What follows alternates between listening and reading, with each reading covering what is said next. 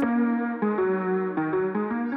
everyone, welcome to the Creek. My name is Jared Miller and thank you for joining us for another Creek Conversation. I am joined this morning by Andria Irwin, who is the online minister for Highlands United and the online minister for United Online, a new ministry initiative connecting churches and virtual communities in the United Church. And so Andria, thank you so much for being here today. Thank you so much for inviting me. This is great. I love to talk about this stuff. Perfect. Well, then you came to the right place, because this has been such an exciting time for me. Like, we've been sort of pivoting into this space at the Creek for the last couple months. Mm-hmm. And you've been kind of a forerunner in this, because you were thinking about online ministry before COVID kind of forced everyone else to start thinking about online ministry. And so can you tell us a little bit about the story of Highlands Online and United Online and how you kind of stepped into that? For sure. Yeah. Thanks for asking. So before COVID happened, I had already assumed this role of online minister for Highlands United Church, a church in Vancouver. And really, about 4 years earlier, I'd been working as the children and youth minister for this congregation, and I just started seminary. And I was looking for a lens that I could sort of filter all of my learning through. I wanted like a home point, which was the gospel story, but I wanted to be able to look at it from a different lens. And my background is in corporate communications. And so how we tell our story using the technology that we have has always been really important to me. So I just decided to look at those two things hand in hand. And I ended up doing a field placement within my own congregation that was really research and development on how can we do online ministry well. So people have been doing, online worship well for forever. That's, we look at our televangelists that began back in the 1960s.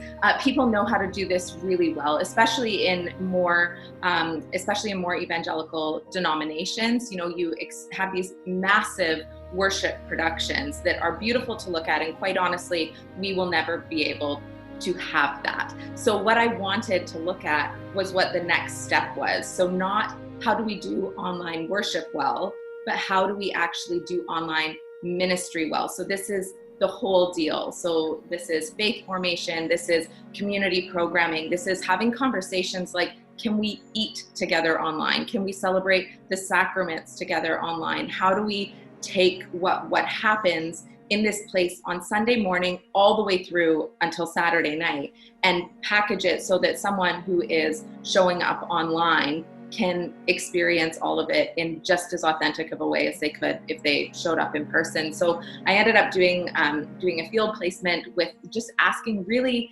interesting people those questions.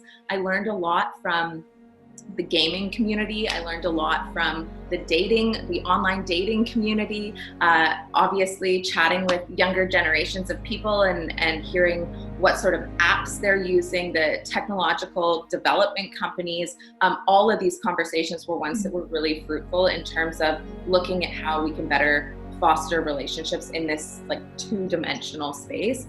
And so the congregation I work for decided that this was a ministry that they felt was really worthwhile back about a year and a half ago. And I was rehired in August as the online minister and received a church planting grant from the United Church of Canada to expand this work, to create not a community that exists within one that already is, in the community, but how do we grow it from the ground up? And so that sort of is where I got to hit the ground running and take all of these learnings that I had discovered and see if they actually work.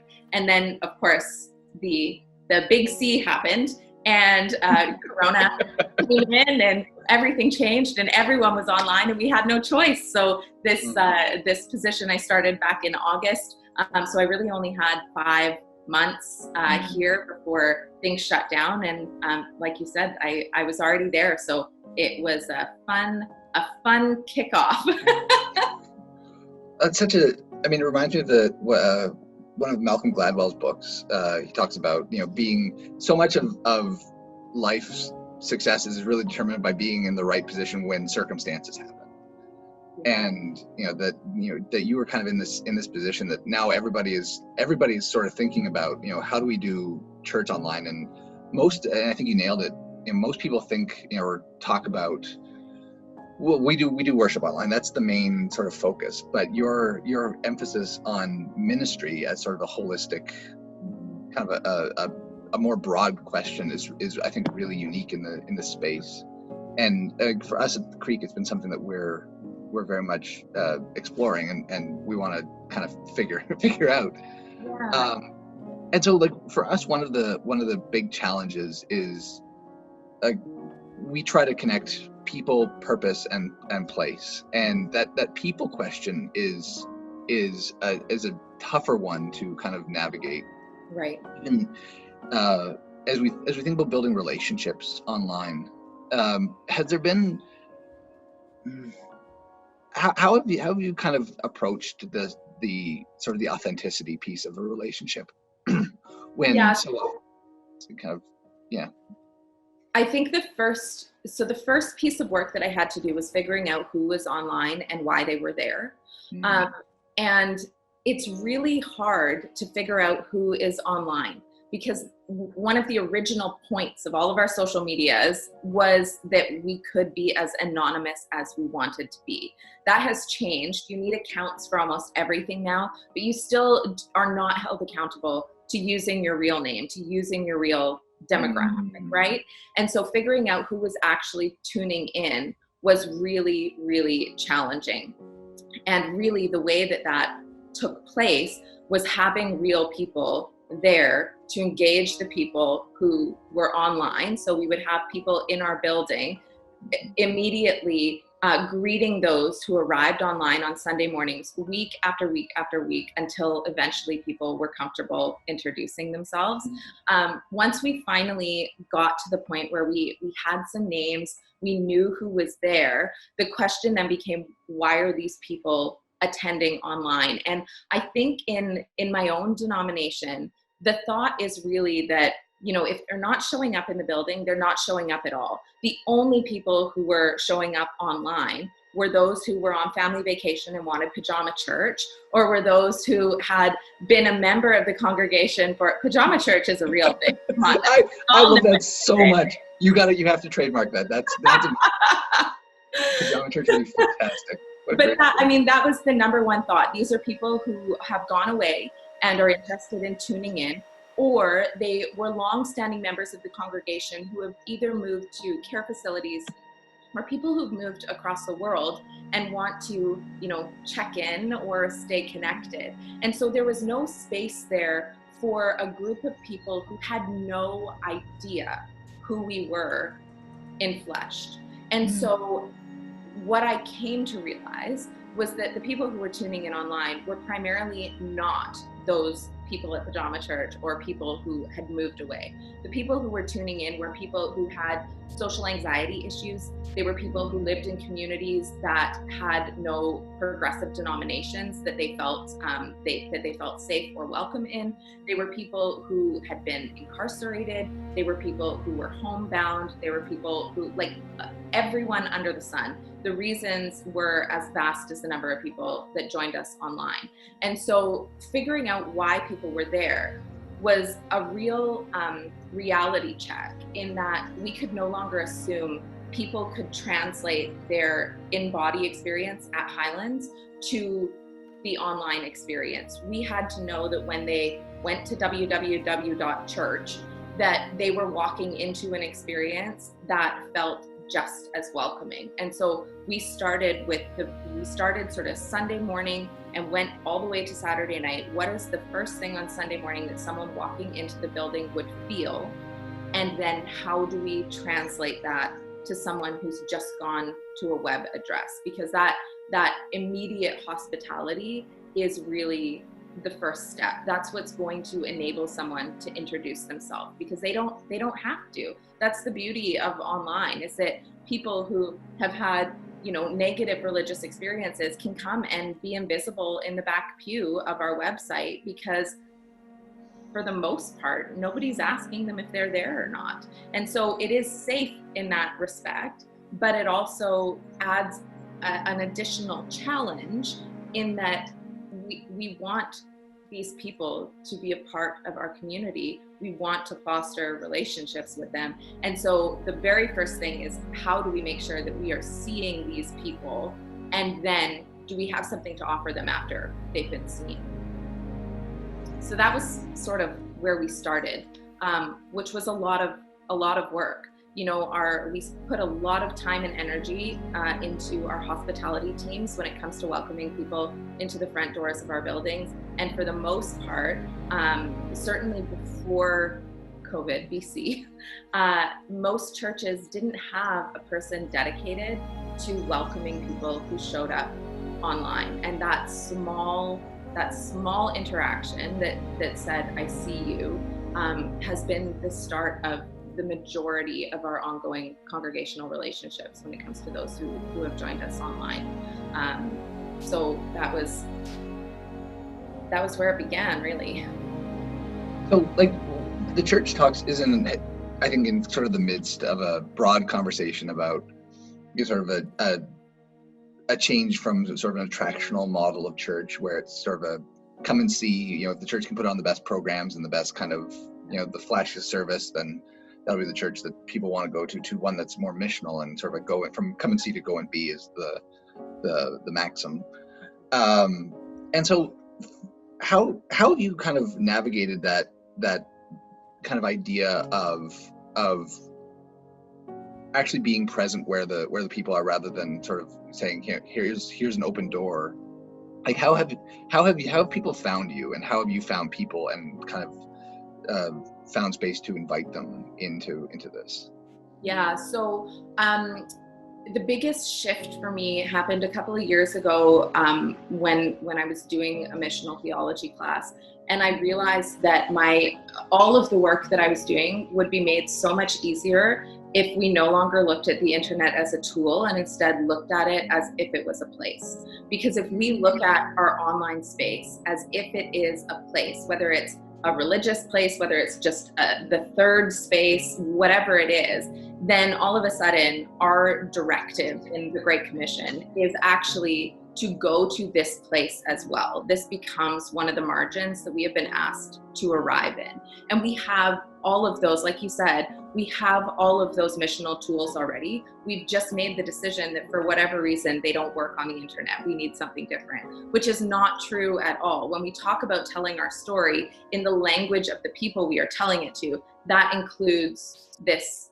place of technology. And so entering into it with that mindset has made a big difference, because all of a sudden we realize that everything that can be offered IRL can be offered online as well. And that doesn't mean it should. Online ministry is so much bigger than being able to offer all of the programs that people are experiencing in person. So when COVID first happened, one of the things that I heard a lot from leaders and from ministers was, how am I ever supposed to keep up? Like, I can't do, it's just me. I can't do a children's program and a Bible study and a Zoom coffee hour and a Sunday morning worship and a directed study. Like, none of that was realistic. And it doesn't have to be realistic in order for it to be faithful online ministry. I've been chatting with a minister down in Tacoma, Washington. And when all of this happened, he hadn't yet decided how he wanted to do online worship, but he had a very active online presence. And what he started to notice was, coming into his inbox were requests for CPAP machines, like the ones that you wear when you're asleep and you have sleep apnea. Mm-hmm. And the machines people had, but what they didn't have was distilled water, and they couldn't go out of their house to get the distilled water. And I guess that's very important for these machines. So this was realistic to his demographic of congregation. And what he noticed was that all of these requests were coming in online because people saw him there and knew that that's where they could access him. And that, to me, is the most faithful form of online ministry. Can people find you online if they need you? And can you respond in a way that is faithful in the same space? And if the answer to that is yes, then you are doing an amazing job at your online ministry. And so knowing where people can find you, consistently being in those places, is how people will come to trust that the space you're cultivating is a safe one for them to explore their faith, or to ask those questions, or to elicit prayer, or all of those things. And so it doesn't matter what space you're using. It doesn't matter if your church is worshiping on YouTube or worshiping on Zoom. What matters is that people know where to find you, and that when they show up, they know that they've been seen there. That's the biggest thing. When people decide that they actually want to attend an online community, that means that they want to be asked how they're doing. They don't just want to show up and watch it. They want to show up and be involved in the Spirit working in that place. And if there's no fourth wall that's being broken down, that's not going to happen. That's good. That's huge. Like that idea of sort of breaking down that fourth wall, and like you mentioned sort of a two-dimensional ministry becoming a three-dimensional, almost becoming a 4D ministry. Like that's this growing capacity is so key. Like the idea of engaging people in like, for so long, I think the church has really been caught up in this idea that the church is a series of programs that people do, and that the church is activity, and the church is kind of this. And I think more fundamental to that, the church is gathered. Like the word church means the people who are called out, the ecclesia, and so this idea of gathering people is kind of almost its own kind of reformation in church and ecclesiology, to use the churchy word. And so how, like, for you, thinking about this kind of in with a theological lens, but also kind of think about it in where it meets the road, how has your kind of understanding of what church can be sort of evolved and changed and grown as a result of leading ministry online? Yeah. So first of all, because you used a fancy church word that you then translated, I'm going to use one as well.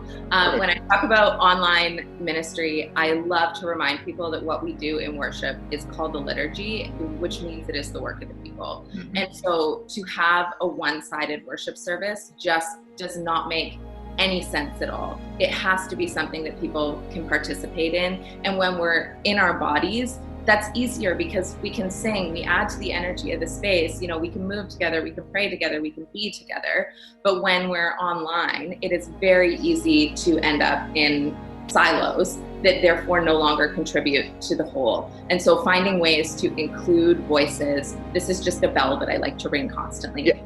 Finding ways to include the voices of people that people are missing right now. Like, who can we show? Whose stories can we tell? Who can we hear from? Who can we get to testify to something?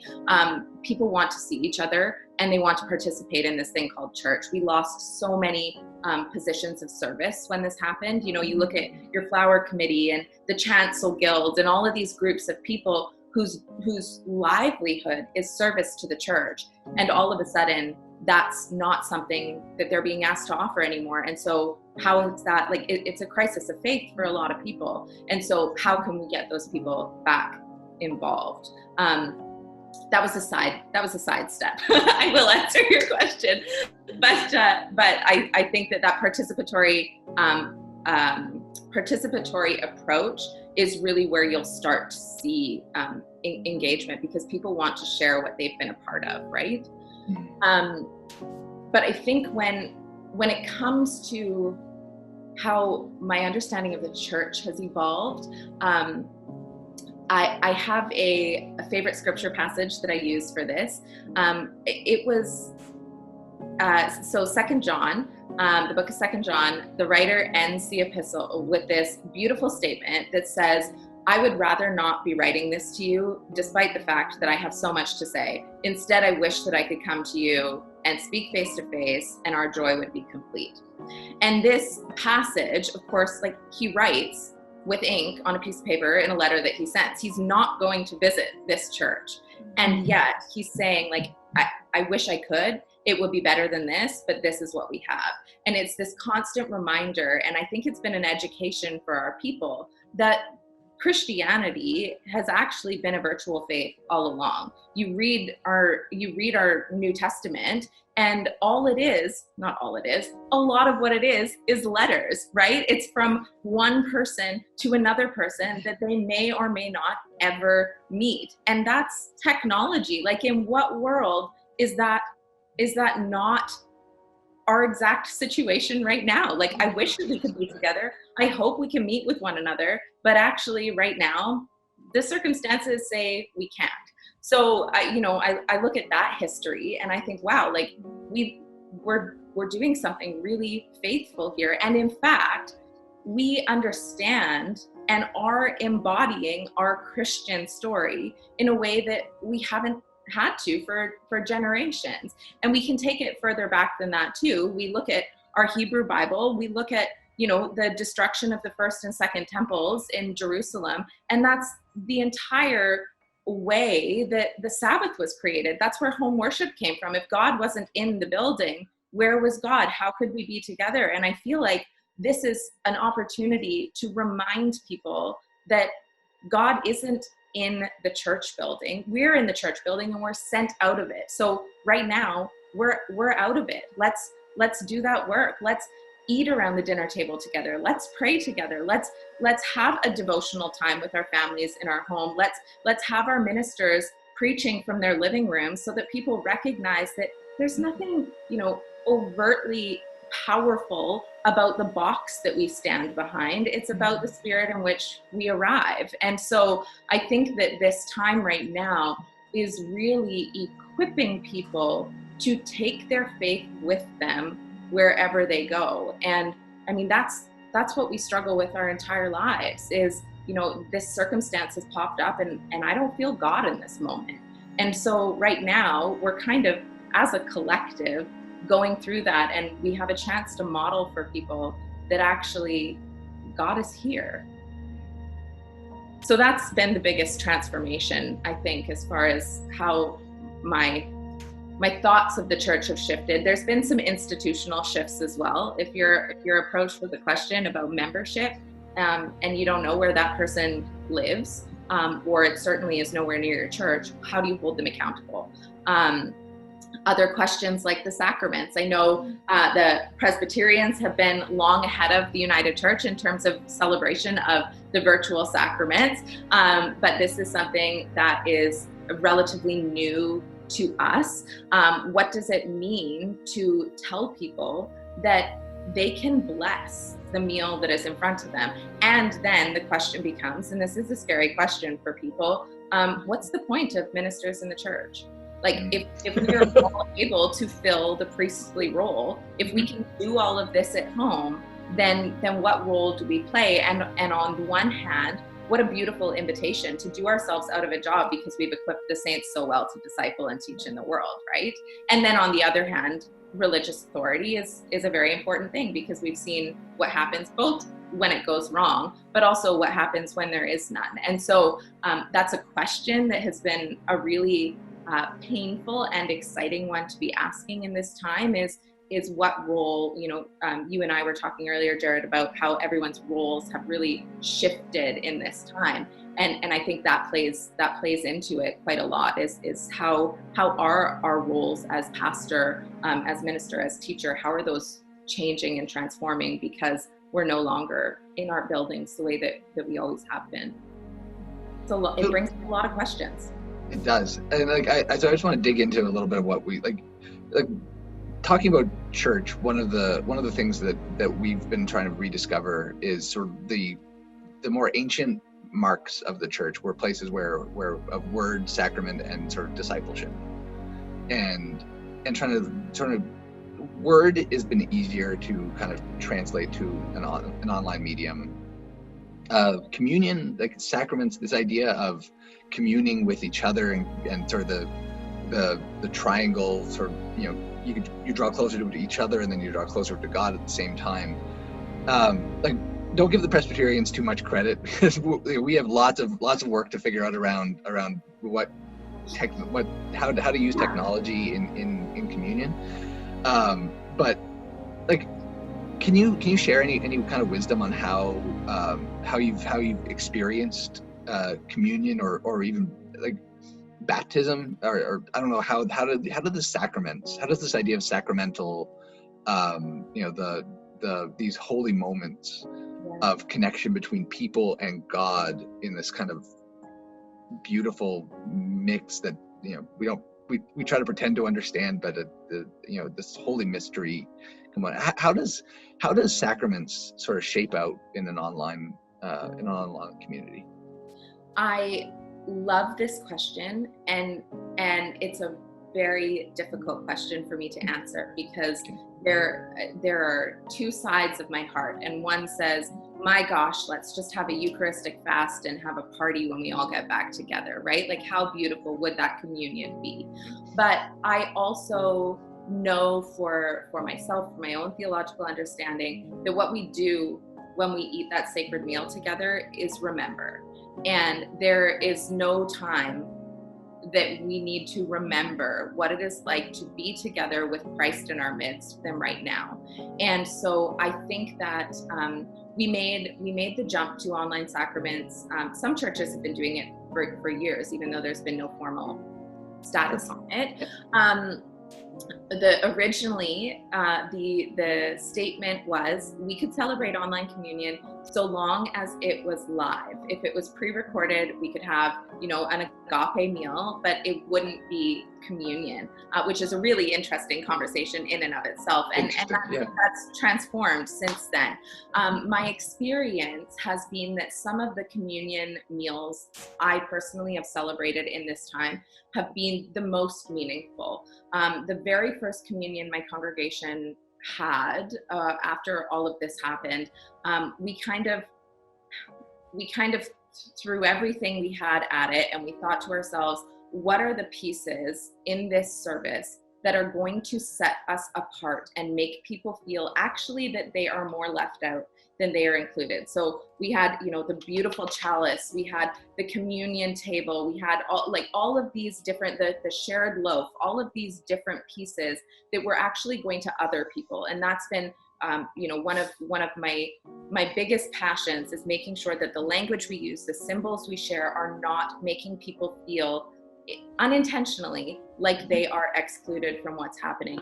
And so we did what many people would accuse lower Protestants of doing, which is we had the IKEA plate with the rice crackers, and we had the juice box, and we had the silver and the wine and the bread loaf, and we had, the wicker basket, and we had the pottery, and we didn't have goldfish, but I wouldn't have put it past someone at home for having goldfish. We showed all of these. We pulled the communion table off of the chancel and plunked it in the middle of the sanctuary because no one was there. And we wanted to show people that this meal that we celebrate to be remembered into the body of Christ is one that we can do anywhere that we are. And is what was instructed of us. Like, we do this to remember. And the feedback that we received from that service, even from people who I did not expect it from, was that this was such a powerful service because they felt like they were at the table with Jesus. Not that they were watching people at the table, not that they were participating in something that they didn't understand, not that this was something that had been designed to give them an experience that they were supposed to experience but somehow never did. They felt like they themselves had been asked to sit at this feast. And that to me indicated that it was okay that we do this thing. Lots of people don't agree with me and that's okay. The baptism question is a very different one. I've had questions from people about what it would be like to baptize on behalf of someone. So if I wanted to be baptized from the community that I attend online, but am across the country, how could I be baptized into that community, into walking that faith journey with that community, but by someone else? That's been a question. I know that there communities around the world who will fly to people to baptize them? What does it mean to have witnesses to a baptism that do not make up the entire congregation? And these are questions I don't have answers for, but they're starting to be asked. When I started to do this work, nobody was asking those questions because, like, why would we ever need to baptize someone online?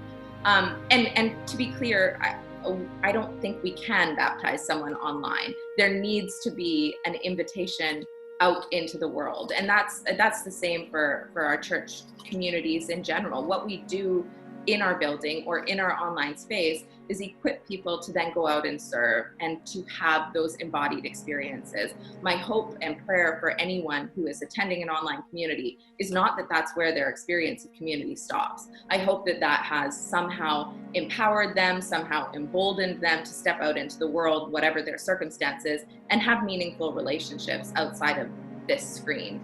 And so, you know, when I think about baptism in particular, I would hope that we can foster communities that encourage people to eventually build those in-person relationships. But I can't answer that question yet because it's so muddled in my own mind. We only have 2 sacraments and we got half of it right now. It only goes so far.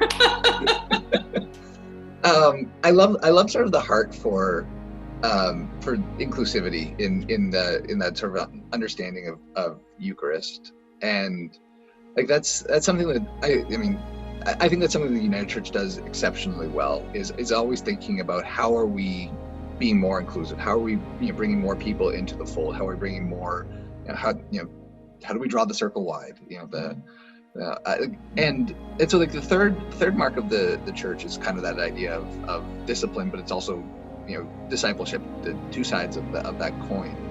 And so how, in building relationships with people online, how do you kind of walk through, how do you mentor and disciple and kind of form people in a virtual community where you've got either limited time, but you've got sort of a limited sort of means of you can have a conversation, but it's hard to, it would be hard to, if somebody's struggling in their marriage, or if somebody is in a situation where they need counseling, or they just need to figure out how they grapple with this passage from scripture that's troubling them.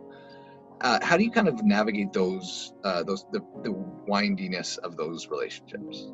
Yeah, I think that it comes down, you said the word, it comes down to relationships. We need to have people available to have those conversations. And I know that, when resources are concerned, it's awful to have to bring up resources in a conversation about the vitality of the church, but there you have it. Where resources are concerned, it's hard in small ministries to have dedicated people for following up, for doing that second stage welcome, for offering pastoral care. That's what my job is. But what I've realized, and it comes back to the comment I made about people longing to serve and right now not being given that opportunity, we need to first of all, give our people credit that they are already discipling. Like, they want to be of service in this world. And then not being afraid to ask them sometimes, and it could just be me, but sometimes I feel like we are so afraid to ask people to do new things because we ourselves feel uncomfortable about them. But we're not giving them any credit. And so I think that having people available to do this work with one another is really important. And we've been given such a gift with online. I like to argue that in some ways, this is much more intimate than the way that we gather on Sunday morning. I had a congregant say to me after a Zoom meeting about a month or so back, she wrote an email and she said, "Wow, I used to be able to tell when people had gotten a haircut, but now I can tell when they've been crying. Because when we sit in the sanctuary, all we see is the backs of people's heads. right? We talk to the same people, we sit in the same pews, and all of a sudden we're being put into breakout groups of 4 on a Zoom call. There's a 13-year-old, a 27-year-old, a 40-year-old, and a 92-year-old, and you've never met each other before, or never had those meaningful, deep conversations before. And so for someone to say to me, I know that so-and-so is struggling because I saw their face online, that's like, sure, maybe in person in a congregation, you'd be able to like, can I see what you smell like, right? Like, do I know if you've been drinking? Yes, in body, I know if you've been drinking. Can I tell if you're disheveled or if you're, distracted by the world that is happening around you? I can tell that when we are embodied together. When we gather online, I can't tell those things, but I certainly can see your face. I can tell whether or not you're making eye contact with me. I know if someone's walking in and out of the foreground behind you. I know what you're paying attention to. And so there is an intimacy here. I have not looked at my minister's face as closely as I have when we have all of these Zoom meetings ever before. I can see your pores, not yours, but in general, right? And that's intimate. Like, that's one of people's favorite experience in worship these days, is the fact that they're so close up to what's happening. It's almost point of view. And so to be able to remind people that just because we are not doing this the way we've always done it, it doesn't mean that we're not doing it. And so when it comes to equipping people for discipleship, for forming them, it really comes down to how can we be creative about putting people together. This is a beautiful opportunity for small group ministry. Like, you don't need to leave your home for it. You can automatically select on Zoom for people to be distributed into rooms together. You don't need to, craft your small group ministries if you don't want. People can be in different ones every single week. And it's an opportunity for people to commune with one another in a way that I don't think they have before, because when we are in person, not only does the energy of our bodies change the way that the room works and the way that the spirit moves, but also we are distracted by one another. And when we're in these little boxes, I don't know if you've had the experience, Jared, of attending a dinner party on Zoom. It is very awkward. It's almost like you have to go around the circle and like every person checks in between like bites of their spaghetti, right? There's no organic conversation that bubbles back and forth because the technology doesn't really allow for it. And so we have become accustomed to really listening to one another, and between noticing one another, hearing one another, and showing up for one another, like that's the start for discipleship right there. What more do you need? Add in your, meal that you're going to share together, and add in the story that is going to encourage you to go out and witness to God in the world. And you've got the whole package. That's really cool. You don't need me. I think you're right. I think that you're kind of you're foundational to that whole practice. Like, being able to see that, and like I think that's a gift that you bring in this kind of role. And so going back to that 80-year-old who was part of the Chancel Guild, because mainline churches love their guilds. Absolutely. How have you sort of empowered, enabled, and kind of equipped people who are not necessarily of a generation that thinks about online or online as a place, or even really thinks about it as necessarily even a tool? How do you create an inclusive space for people, not just in our generation, but across generations? And like, online tends younger. Like, that's the demographic that is primary, that sort of natively online. And so how have you worked with your church to kind of include people whose gifts of service might have been decorating flowers for the pulpit, or what have you? Yeah. So my first, I love this question. My first response would be, can they do the job they were doing before in service of this new way of being together? So, we still need to decorate our sanctuaries. Is it safe for people to come in and do that? Or is it safe to have a consultation with them and be like, hey, like, what would make this beautiful if you were right up close, right? So can we somehow include these people the way that we've always included them. If they're hosts on Sunday morning in person, can we ask them to host our chat space, right? The second thing, however, would be that I would ask the people in our congregation who maybe tend on the younger side, who don't get asked for as much, if they would be willing to give their time to equipping these people with the tools that it takes to get them online. We spent the first couple of months phoning everyone in our congregation to make sure that we knew who could not get online, why they couldn't get online, if this was a choice, if it was a fear, if it was an ability, if they just needed equipment. So you need to be able to ask those questions of people. What is preventing you? What are the challenges? And then we have a very unique role to play in that for the first time, I think the church is the one place that might have the patience to teach these people how to use this technology, right? Like I don't, I remember my parents trying to teach me how to drive, and that was just a nightmare, right? My grandchild is trying to teach me how to use Zoom, and I just don't get it. And they're talking to me like I will never understand. And it's so frustrating, and it feels like it's a rift in the relationship. And we have the ability to show up and be like, actually, this is one of the tools that we have now to disciple in the world. It's our job to teach people how to use it. And then the bonus is not only that they can connect with their friends in their church community and worship with us, but they can also call their grandchildren. And if we have enabled them to be in touch with the wider world in a time like this, in whatever capacity that is, then we have pastored very, very well, because people just need someone to hold their hand and say, this is where you go to get on the internet. And that's, it's something we don't think about.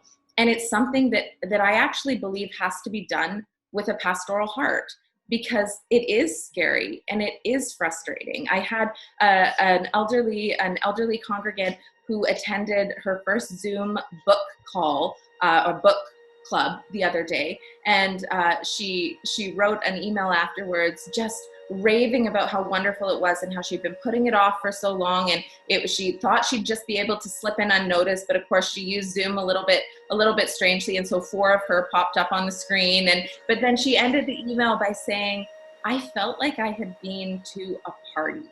Like this is our Pentecost story, right? We're all coming from different places, speaking different languages, trying to get people to arrive in this one place, pointing to this one person. And it's really challenging, but when it works, like, whew, does it ever work? That's so cool. That's such good news. Like that idea. I love your heart for kind of equipping people and really, really leaning into this. I mean, it's just so energizing. Like I've been taking notes. I was just like a ream of things like, oh, that's so good. Oh, that's so good. So I need to dig more into that. This this kind of online capacity that you sort of embody is just phenomenal. And I'm so grateful that you took some time today to chat with us. And so how can people get in touch with you if they want to follow up on anything today? Yeah, absolutely. So highlandsonline.org is where our Sunday morning worship services are happening right now. But I'm happy for people to email me at any time. So I don't know if you have a comment box that you'll put things in, Jared, but you can pop my email in there. United Online has finally got its social media. Hey. It's time for United Online to be online. Strange idea. So you'll be able to see things start popping up at United Online PMR on all of the different channels. And yeah, I'm always happy to have these conversations and to answer any questions or to just muddle through things, because this is a new world that we're in for sure. So cool. So cool. So thank you so much, Andria, and thank you everyone for tuning into this. Make sure you stay connected with us and with Highlands Online in our social media. And we look forward to seeing you in the comments and in the chat. And take care of yourselves and take care of each other. Talk soon. All the best. Bye now.